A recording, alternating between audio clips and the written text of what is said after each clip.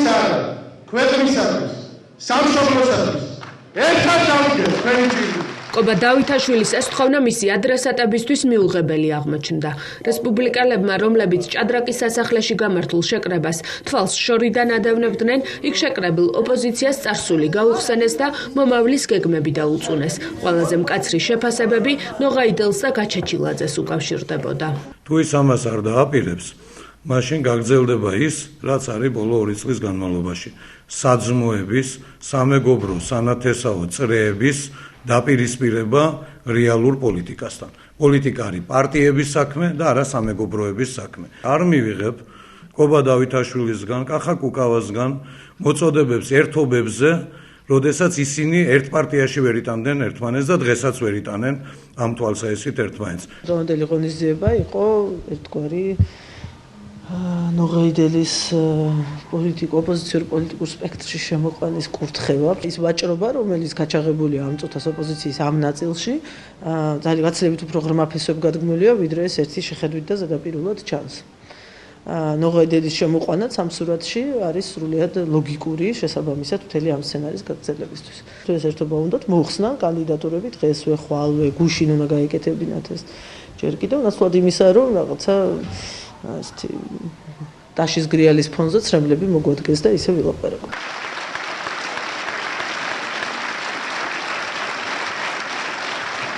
სააკაშვილი და ნებისმიერი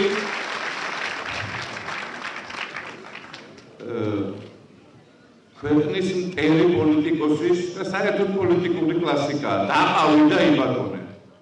თინა ხიდაშელი ლევან გაჩეჩილაძის ამ გამოსვლაზე საუბრობს, როდესაც დაიცავის საქართველოს ლიდერმა ოპონენტებს ერთიანი კანდიდატის შესარჩევად გაერთიანება ჭადრაკის სასახლის ტრიბუნიდან შესთავაზა. მოწოდებების მიუხედავად რესპუბლიკელების მსგავსად პოზიცია არ შეუცვლიათ ახალ მემარჯვენეებსაც. მათ საკუთარი ალიანსის ლიდერს დღეს კიდევ ერთი არჩევანი დაუყენეს. ერთიანი კანდიდატის გამოვლენა სოციოლოგიური კვლევით და არა პრაიმერით.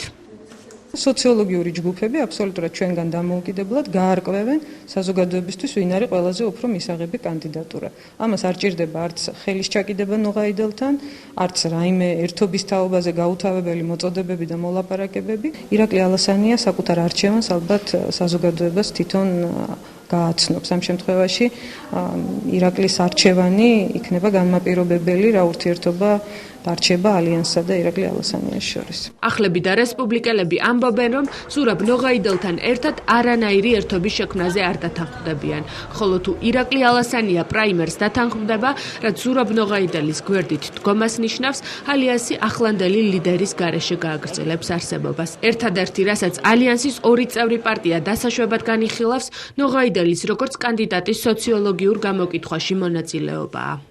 თუ ნოღაიდელი თქვის, რომ მეც ჩამსიციაში რომ ჩემი პულსით შევამოწმოვე, იქნებ მე მირჩევ თბილისის მოსახლეობა მერობის კანდიდატად და კი ბატონო ეხლა ამაზე სამშობლოდ შეიძლება, მაგრამ ეხლა მან დააფინანსოს და მე რაღაცა პოლიტიკურ ალიანსებზე იყოს მასთან ლაპარაკი, გამორიცხულია.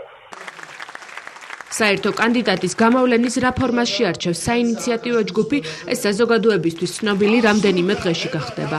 სწორედ ამის შემდეგ გაირკვევა, რა სახით შენარჩუნდება ალიანსი, ალასანიასთან ერთად თუ მის გარეშე.